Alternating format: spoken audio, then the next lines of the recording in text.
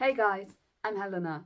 So I'm so sorry for missing another week last week, but yeah, I kind of skipped off the whole COVID train that my parents had, but then I got a bronchitis. Yay! Wow, wonderful. I love it.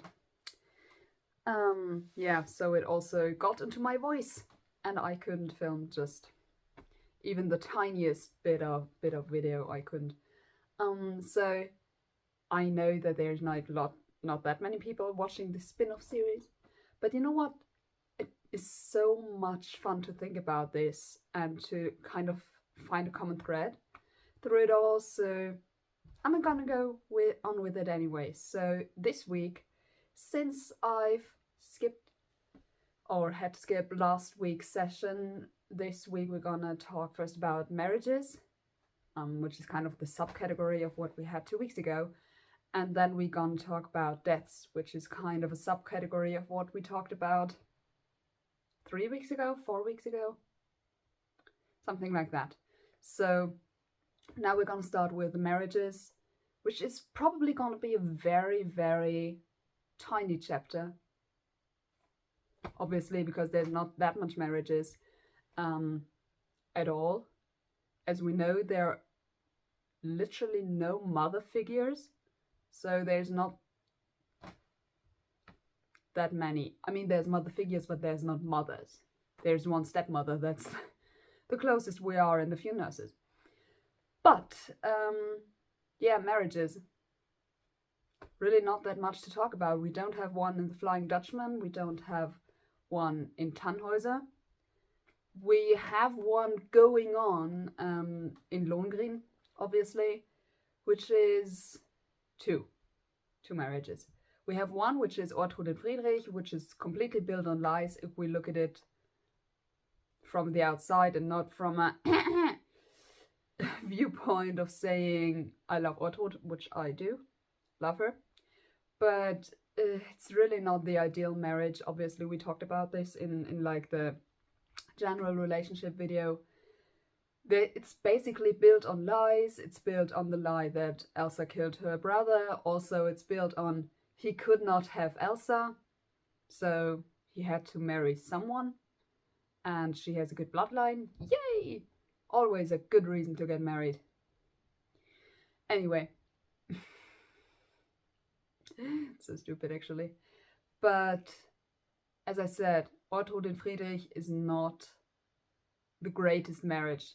But on the other hand, we don't really have a great marriage. We have one that we could say is a great marriage based on, yeah, well, they actually are happy for like 5 minutes, which is coming later, but it's not really a marriage. I'm gonna include it because we need a positive thing in this, but yeah. So we have Ortrud and Friedrich, which is not the best marriage, but it's at least kind of equal against the other marriage that we have, which is Lohengrin and Elsa. Yeah, what shall we say about this? She's again constantly saying, oh, my savior, I'm not supposed to talk to other people. And when they married, I don't know, that's the problem.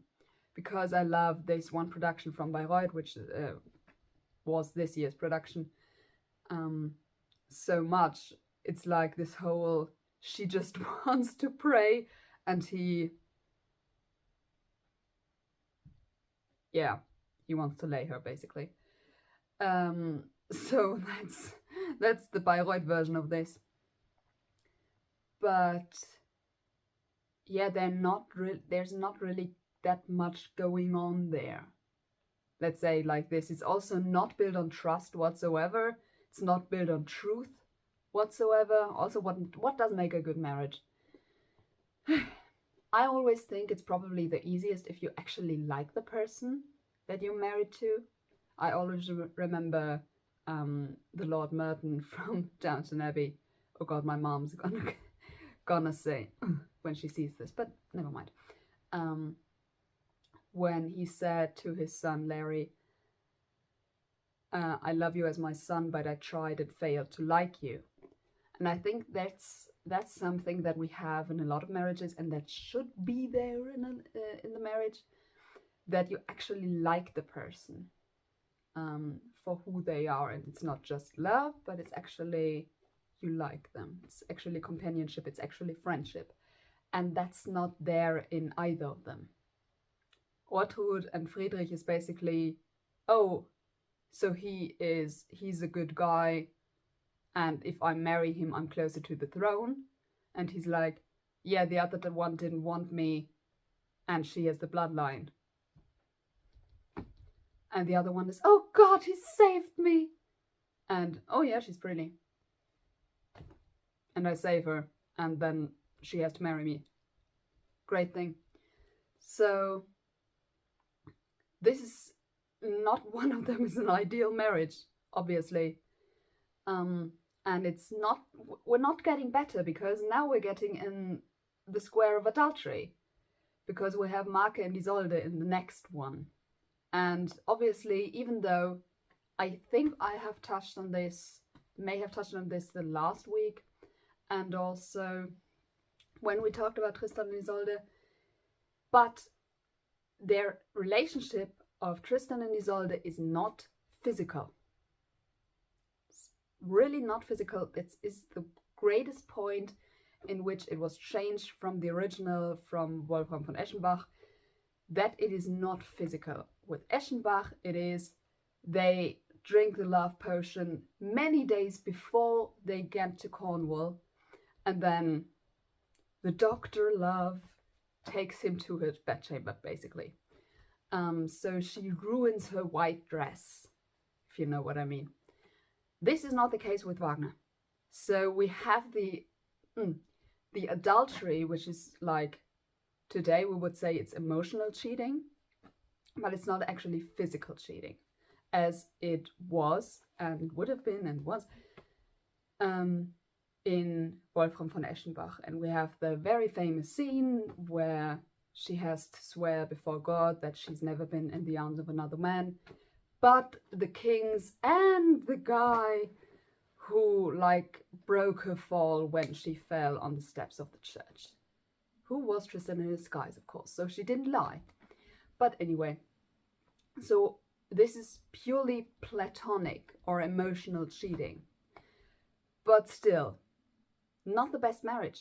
Also, just like in the case of Lohengrin and Elsa, nothing happens, and Marcus says that I never touched her, which is of course great difference, because in Wolfram von Eschenbach, it's Tristan, we have the fact that he very clearly does want a proper marriage, let's say it like this, and because Isolde's white dress is ruined, she sends Brangäne in. So Isolde is the first half of her wedding night with Tristan, and it's Brangäne who is with King Marke and gets her white dress ruined. And obviously after that, there's the very, very nice little scene that was later taken by the Brothers Grimm and by Walt Disney, which is that Isolde, in fear of having her secret of the ruined white dress discovered, sends Brangäne with 2 huntsmen into the woods to kill her. Wonder where I've seen that before. Yeah, well, this is the difference, just to say, originally it was really physical adultery, now it's just emotional adultery, basically. But still, I mean, she never loved Marke, it was a purely political marriage, they never even met before, which is also a great thing, but again, we're talking about the Middle Ages here, so what do we expect? It's even great that Lohengrin even asked Elsa if she wanted to marry him. Not that she had a choice, honestly. It was like, yeah, if you want me to fight for you, then you will marry me, won't you? And she was like, yeah, if you don't fight for me, I'll die. So I guess you'll fight for me and then I'll marry you. Also, he only came after she said that everything she had would be the guys who married her. Anyway, now we got 3 marriages through and it's not getting better. In the Meistersinger we don't have it. We have what I always feel like is kind of this old married couple, is the comedic couple, is Magdalene and David. And if we would count them, I would for sure say they're the best one, especially when we look at the others. But we don't count them because they're not really married. Then we get to the Ring. Of course, in the Ring we have 2 to 3 marriages, and there we are in that kind of, are they married, are they not married? But we're gonna get to that later. So first of all, obviously we have Wotan and Fricka. Great marriage, wonderful, really great. Yeah, he just has like 11 children next to her, out of wedlock. The 9 Valkyries and the siblings, the twins. This is also kind of the original version. If we talk about the current production, I don't know, it still breaks my heart that it's not gonna be there anymore. But in the current production, there's obviously Wotan has many more children than that. It's about 25 or something. But in the original, he has at least 11 children that are not his wives. So also not such a great marriage. Shockingly, right? As we know, in the original sagas, it was that even though Fricka was the goddess of marriage and of fate and of fidelity, which is kind of and of fate and of romantic love, never forget there is a difference between romantic love and physical love, and which is probably what we would have interest in. It's romantic love, not physical love. But even though Fricka is the goddess of marriage, she can commit adultery in the myths. So she has children with other men, and she's completely fine with her husband having his fun and she having her fun. So they basically have an open marriage and they're okay with that. Obviously, for the sake of the story, Wagner had to change this, and it had to be this kind of, I would almost say, Greekified thing going on. And having Fricka very, very close to Hera and having Wotan very, very close to Zeus in the aspect of marriage. So also not the greatest marriage, and that's what I meant in the beginning when I said there's a through line in this, because if we can all remember, with almost every one of these, Wagner was not happy in his marriage.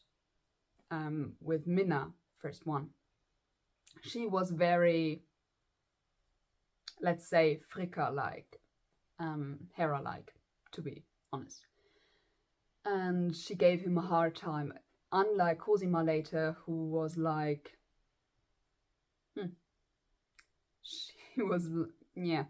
she was like the greatest fan, the greatest follower, I don't know. It's really a bit weird.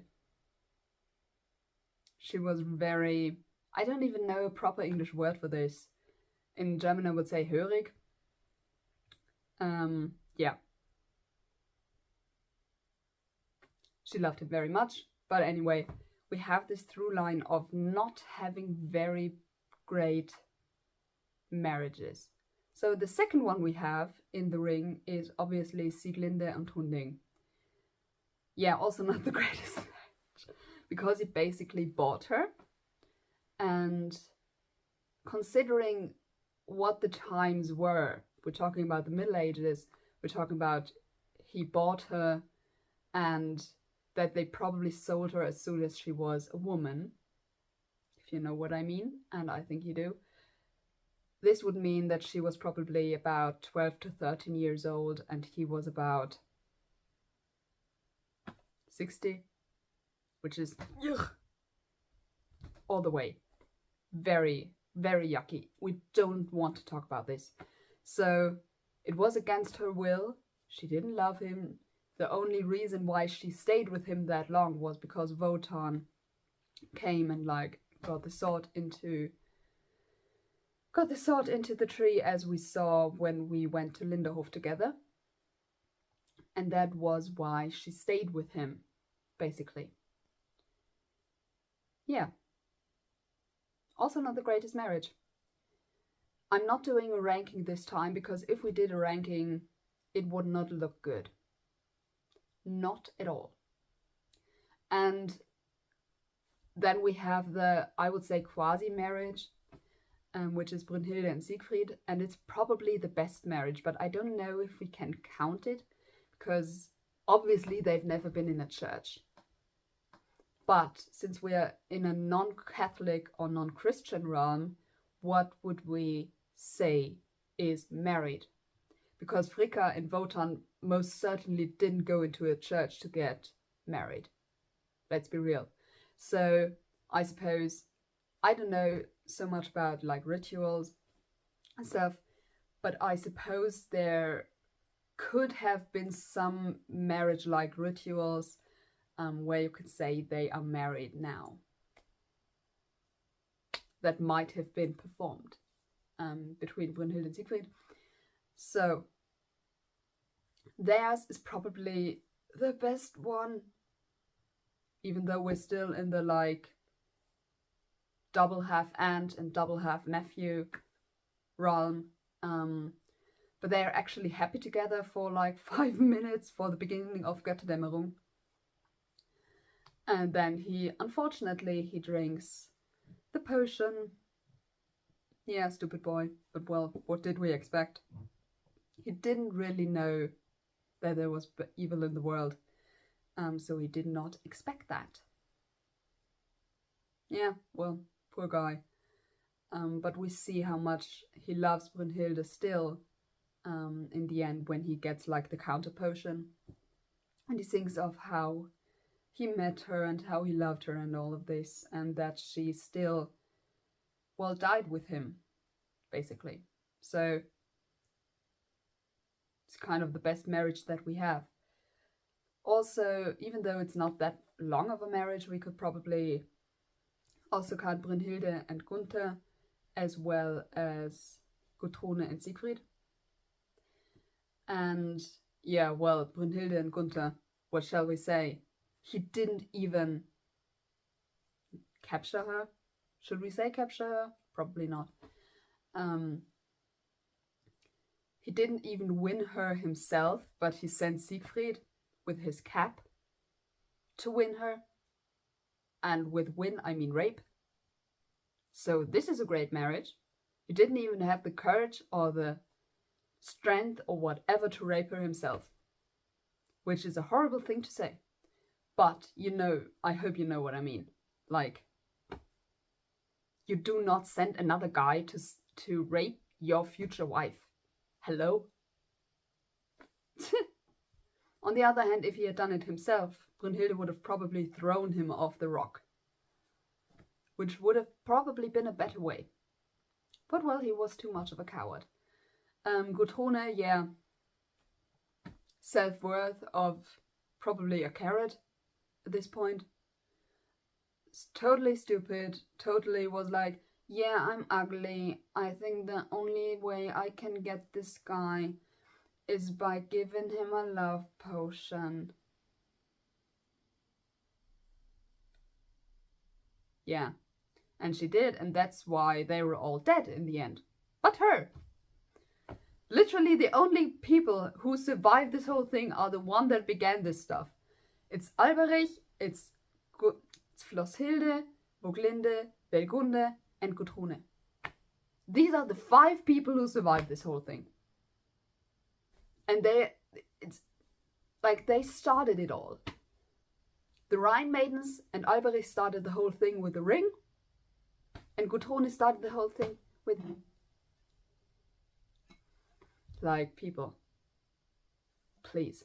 Also, I have to show you this. Isn't this beautiful? It's great. I have this, so if my voice gets out of order, then I can drink something. But, Anyway, yeah, this is again, like, marriages is not the greatest thing, and this is all the marriages. I think we can get a very clear picture of what Wagner thought of marriage, which is not called it,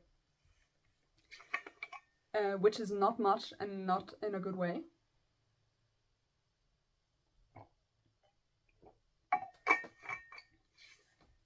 It's so beautiful. Told you, still some stuff going on there. But anyway, as I said, marriage is like not a good thing. We're not even gonna do a ranking, because based on what? Based on, okay, the groom didn't buy the bride, or they didn't commit adultery. Okay, then we're really back at like Lohengrin and Elsa, which is no, built on lies. Okay, like if we said a marriage that is not built on lies, a marriage where the groom didn't buy the bride, and where there's no adultery, or it's not because of a love potion, then we literally have nothing left. Like, we're out of it. That has been it. So we're not going to do a ranking, but if we did, it would probably be Brunhilde and Siegfried, and there's not really anyone else. So that would be it for today. Yeah, marriages is really not the best thing. Also, I have to show you something, so I'm going to take you with me for a second. So I got these, and also, yeah, I love the Downton Abbey. I may have told you this before. I've got these things when I was in Bayreuth the last time, and now they're in my room, and they're really pretty, and I can look at them like the whole day through, which is great. So this would have been it for today, and you're back on your little stand. And yeah, that has been it. Not that many marriages, not that many great marriages, but after all, it's theatre, so there could be a good marriage coming. Like, in the real world, there could be good marriages, but we don't know, because if we had good marriages in theatre, nobody would watch it. But honestly, are there so many great marriages in theatre? Probably not, because if it were, then nobody, again, would see it. So thank you very much for listening to my rambling about marriages. And yeah, what would you think is the best marriages out of these? Or I don't know, what makes a good marriage even? Tell me in the comments below. Thank you so much for listening. Bye.